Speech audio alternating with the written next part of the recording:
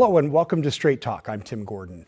Oregon is taking on the Trump administration right now on two fronts, elections and the economy. A multi-state lawsuit challenges a recent executive order tied to mail-in voting, while a separate legal fight targets tariffs the state says are driving up costs for businesses and consumers. We sat down with Oregon Attorney General Dan Rayfield to break down both battles and what they mean for Oregonians. And joining us today, Oregon Attorney General Dan Rayfield. Thanks so much for being here. Absolutely. Always good to see you. Yeah, well, it's great to have you. We know you're a busy man, so we'll get right to the questions. You recently announced Oregon has joined yet another lawsuit against the Trump administration, along with more than 20 states and D.C., over a new executive order by the president that has to do with the federal government restricting mail-in voting and expanding federal control over elections. Go into more detail about that executive order and why Oregon wants to block it. Yeah, I mean, it's really simple. This is another example of the president stepping out of the lanes, the powers that Congress gave him. At no time did our framers of our Constitution want one of the most powerful people in our country to be able to regulate and control our elections. That's pretty darn obvious, and the Constitution explicitly says that. And that's effectively the crux of our lawsuit, to sit there and say, hey, Mr. President, you don't get those powers. For us as Oregonians, the things that really should strike us and cause us a tremendous amount of concern is we've been doing vote by mail for 30 years. We've done it successfully. We've done it accurately with Republicans as Secretary of State, with Democrats Secretary of State. Right now, the president is trying to weaponize our U.S. Postal Service, and where we as Oregonians used to see that, and frankly should still see that, as a conduit to exercise our right to vote, the president wants to make that a gatekeeping entity to exercise that right. It's a very interesting flip. Postal Service has no business in our elections other than making sure that we get our ballots delivered on time. And this has to do with them wanting us to put out an eligible voters list. And how does the U.S. Postal Service come into play there? Well, here's the thing. The Postal Service, because this is such a vague order, in theory, could deny certain ballots from being returned or being delivered. And that is, again, kind of what I'm talking about. They're being viewed as a gatekeeper now, where they're wanting to weaponize this Postal Service versus, hey, their job is to make sure that mail gets delivered, as opposed to gatekeeping which ballots get delivered. So the president continues to make claims without evidence of mass voter fraud and blames a lot of it on mail-in voting. What's your response to that? I always just go back to what we as Oregonians say, right? We know, I don't care whether you're Republican or Democrat, we want accurate and honest elections. We have real data. We've had Republican secretaries of state that have talked about the integrity of our elections. We have Democrats that talk about the integrity of our elections as done by vote by mail here in this state. So we live in a unique period in time where actual real data does not play as big of a role as it once did, right? And the rhetoric rises to the top. And so my hope here to Oregonians, for all of us, that we can stay grounded in real facts as opposed to the rhetoric that you can see on Twitter or whatever the current social media platform is. And the fact is, Oregon's been a trailblazer, really pioneering mail-in voting over other states in the country. There are a few other lawsuits in this same arena against the Trump administration, including fighting a requirement to show proof of citizenship to vote and cross-checking state voter rolls against federal databases. Can you talk about those issues and where they stand now? Yeah, I mean, we've had a couple of executive orders where we filed a lawsuit and have already been successful. We've had a case where the federal government has sued us as a state to make sure that we're turning over data or wanting us to turn over data. For instance, our voter rolls. And right now you have a Trump administration that has already abused the use of private and confidential information in various other ways during the last year. We've offered the federal government, hey, you can have the publicly available information, such as addresses and names, that everyone else has access to. However, you don't get that private confidential information that, frankly, no law allows you to be entitled to. And that's some of the disputes that are going on. And again, in those cases, what we really try and do of objectively, take our cases into court. And because we've been doing that, and hopefully in what people perceive as a nonpartisan way, we've been very successful in the court so far. Are they? How do they stand right now? Are there things out there that are getting anywhere close to resolution, or? So in some of the cases, you're seeing the federal government actually withdraw from certain arguments. Other ones are continuing to trickle in. The lower courts have ruled with us when we are getting rulings on these cases. All right. Well, a statement last week by a White House spokesperson said, quote, election integrity has always been a top priority for President Trump, and the American people sent him back to the White House because they overwhelmingly supported his common sense election integrity agenda. And the president will do everything in his power to defend the safety and security of American elections and to ensure that only American citizens are voting in them. Again, a chance to respond for you. Yeah, I mean, here's the thing. I think, my dad's a Republican. My mother's a Green Party member. When you look at both of them, they both want accurate and honest elections, and so do I. And so I appreciate what the president is saying, that he wants accurate and honest elections, but the fact remains that he continues to look back to 2020 and saying that that election was stolen. I think we as Americans have to look forward and focus on the values of what does it really mean to have an accessible system where we as citizens can exercise our right to vote. And I think we've got that here in Oregon resoundingly. And frankly, I think we should be looking at Oregon as a model for the country in terms of accessibility and ease of voting, and most importantly, the integrity of our system. And so I think that's what we need to focus aspirationally forward, not do what the president does and go back and say, hey, I didn't like how 2020 went. I think it was stolen from me. Now I want to manipulate the process going forward. And you got to remember what he's doing right now, because this is what politicians who are historically unpopular do. They try and start messing with our elections. They like to rig our elections. That's what they started doing with redistricting across this country, right? So again, looking at what that story is, what's really going on here, historically unpopular president, historically unpopular actions, now wants to start messing with our elections. I think we should focus on the values and look forward. And as you step back from all of that, the fact is that voting is really handled by states. It's in their purview, right? Can you describe that? Yeah, I mean, and this is what is in the Constitution, right? And I think it was the beautiful part about the way our Constitution was drafted. Again, we didn't want the most powerful person in the country to be able to control and regulate our elections. That's a bad idea. The framers of our Constitution knew it, and they put it in writing. And the idea is that if Congress is silent on time, place, and manner of elections, that power goes to the states, right? And we use objective data. And part of the reason you want that, right, is whenever you have federal lists or federal information, we all know there's a separation between the federal government and individuals. The states, generally speaking, when you look historically, always have more accurate and up-to-date information, which is incredibly important when we're trying to focus on the integrity and the accuracy of our elections. And that's why this has been left to the states, Republican and Democrat, across the country. All right, Attorney General, final question on voting now. Are there any changes that could be made to our voting system here in Oregon to strengthen it? Right. I am always looking at important ways, and this is a question that frankly really should involve the Secretary of State, the Oregon legislature, and the public. The first thing that I look to is, how do you continue to remove barriers for people to be able to access their ability to vote, right? And in a modernizing world, I think we should all be looking at how are we continuing to modernize our electoral systems to make sure that we're meeting people where they are, making sure that voters the information they need to cast an informed decision. I think we're in an increasingly strained world where we're just trying to find out what we're going to put on the dinner table at the end of the evening, and we get time to vote. And when we have that time, we want to have as much information in front of us as possible.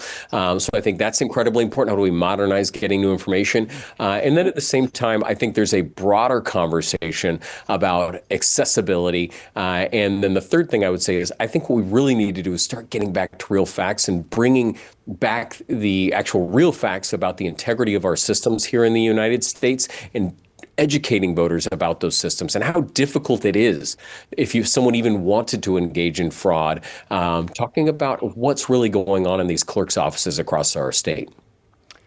All right, switching gears now, you're really a frequent flyer these days. In fact, you'll soon be in New York again to take on the president over his international tariffs. Now, you led the effort and beat him on this in round one. Now it's round two. Describe the history here first, and then what do you hope to accomplish and why this time?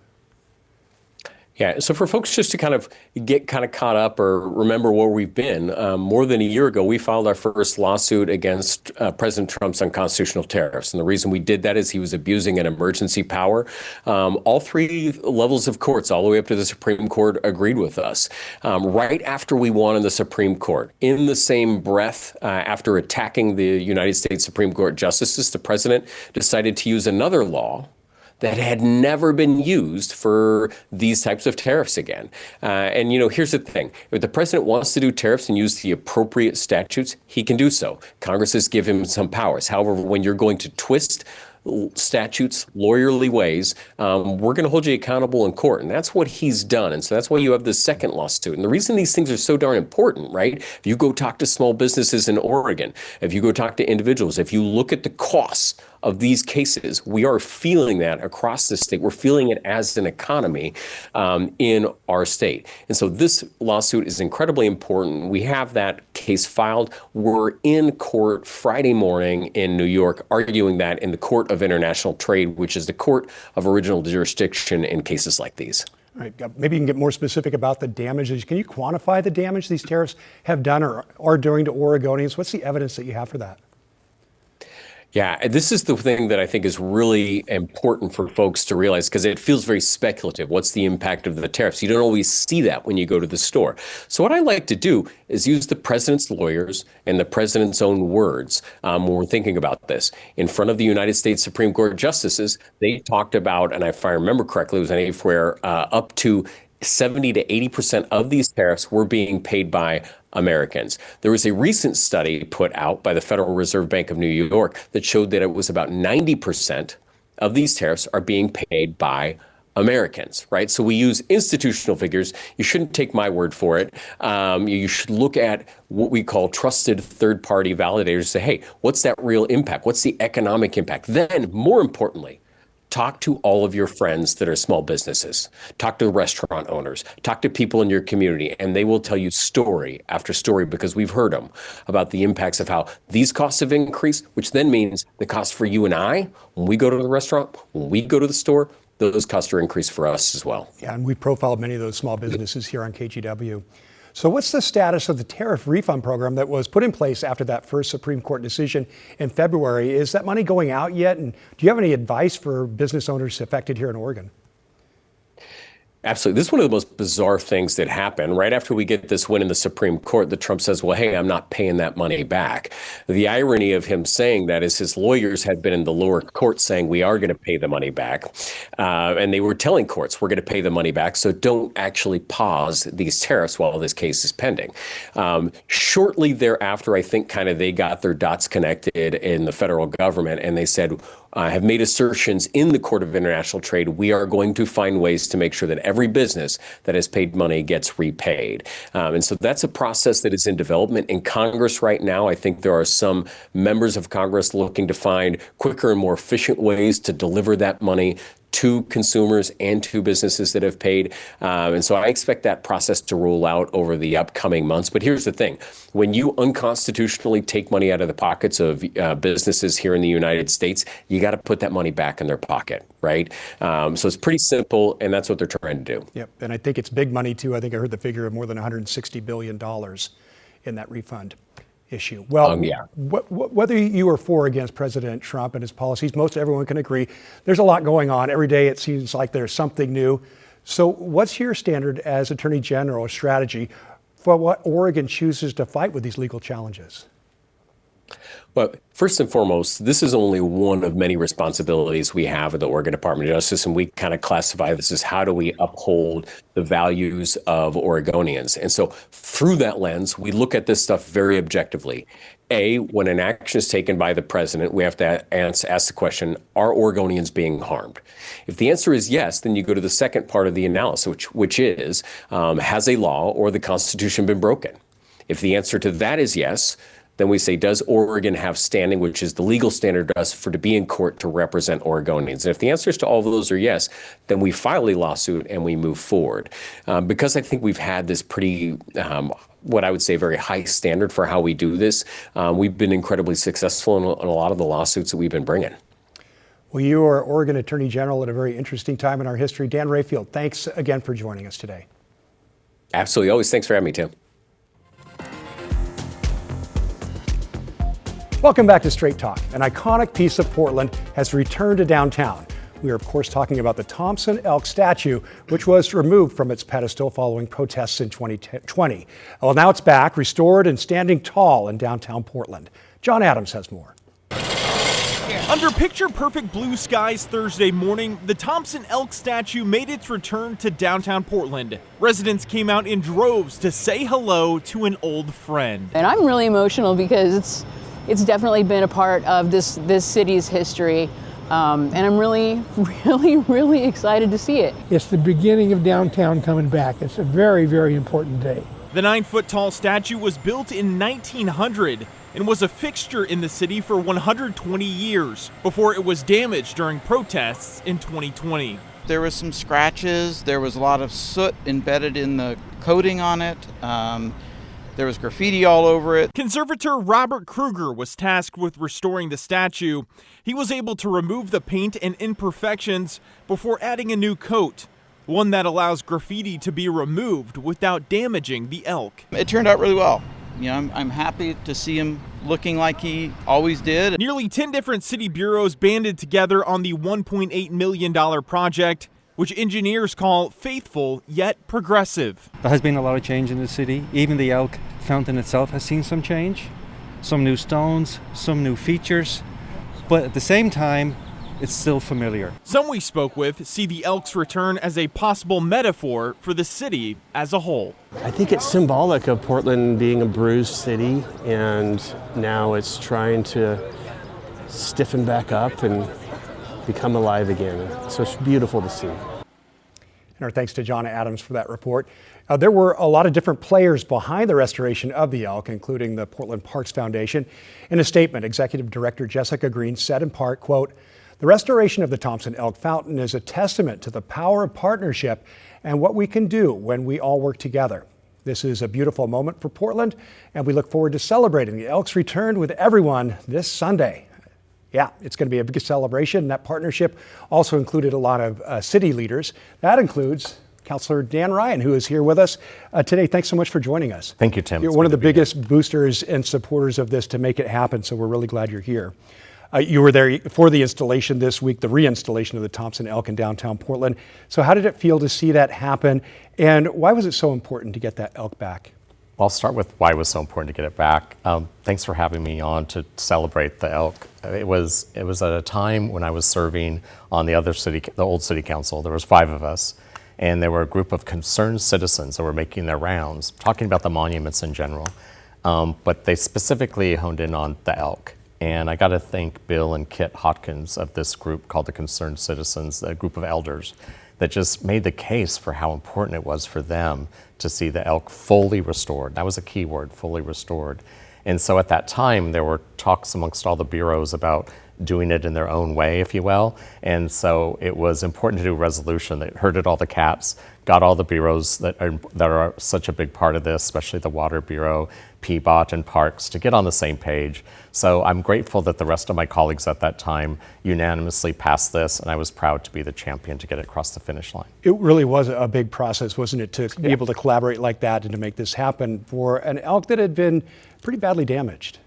Exactly. That's why the full restoration was key, and it really is a full restoration. The granite comes from Vermont. The little animals they're cougars, I believe.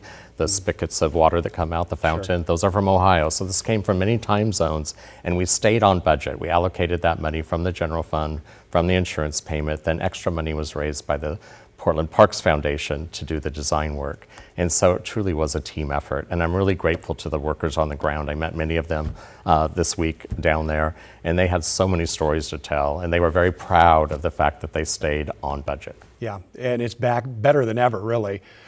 It took a while. I mean, initially the hope was the elk would be back in place in late 2022 or early 23. That's right on the city website. You look at the history of its work. That obviously didn't happen. What were you hearing from people along the way, and why did it take so long to get to 2026 here? Well, some of it was because we had the commitment to being fully restored, so that was a big part of it. And so I kept getting the news that the timeline was changing.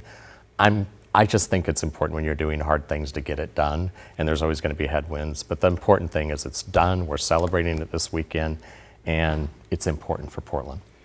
Talk about the restoration work of the elk itself. I mean, it finishes with a wax coat. It just looks beautiful.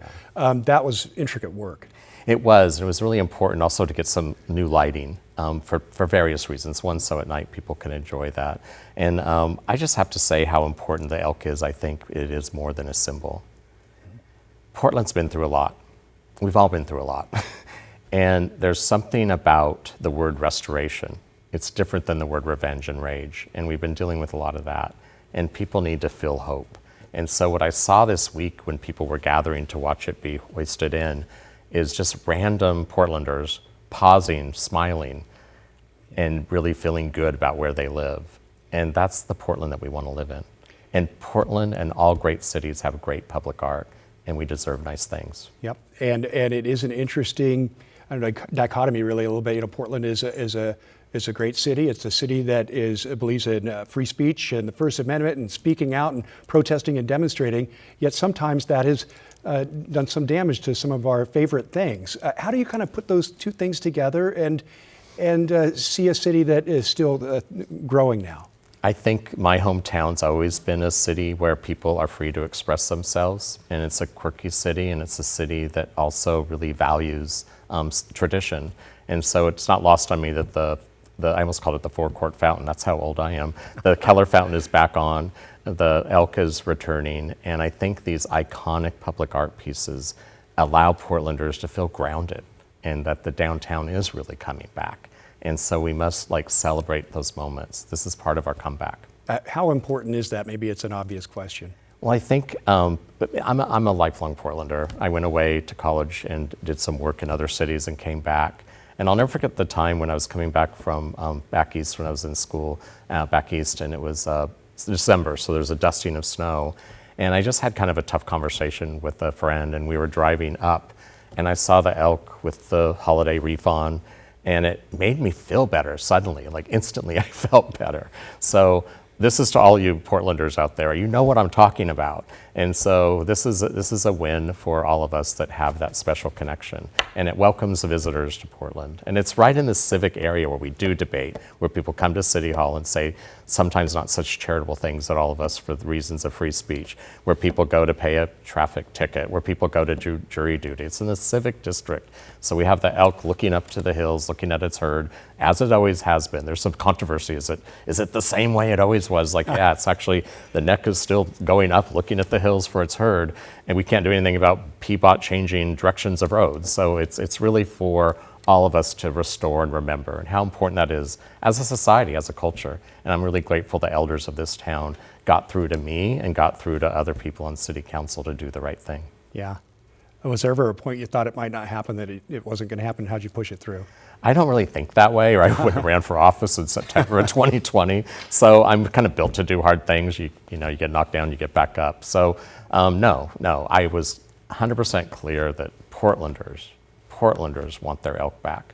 And that's why all Portlanders seem to be celebrating the return. Yeah, and now it's sitting in a better situation too. I understand the work really on the base and pedestal and the water system is so improved. It's seismically improved. The lighting's obviously there now. The graffiti, tarnish, whatever that is, that makes it so that's helpful. So it was updated to what the reality of today's concerns. And also PBOT did more of a bumper around it. Yeah. And I really got to give the people at Water credit. They really went to great lengths to keep this on budget. Yeah.